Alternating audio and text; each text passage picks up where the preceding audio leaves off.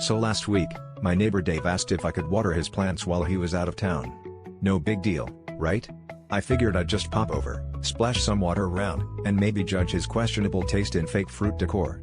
But when I opened the door, there was a 3-ring binder on the kitchen table titled Operation Hydration, a Plant Care Odyssey. I thought, alright, Dave's a little extra, but at least he's organized. The first page was an itemized schedule for each plant, with names like Sir Chlorophyll and Madame Photosynthesia. Next to each name was a detailed list of care instructions, and, this is where things got weird, a script for a motivational speech I was supposed to deliver to each succulent. "You're strong, you're resilient, your leaves are plump for a reason," I whispered to the jade plant, feeling like a life coach at a botanical TED Talk. By the time I got to the aloe, I was running out of pep and started googling motivational quotes for plants.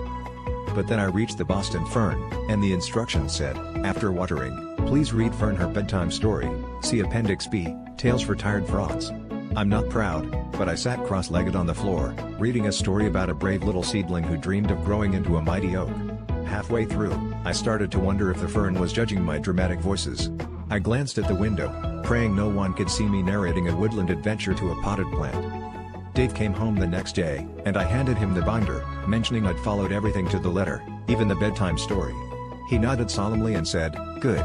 Last time, my sister skipped the lullaby and the fern dropped 3 leaves out of spite. I guess you could say, when it comes to Dave's plants, you really can't leave anything to chance."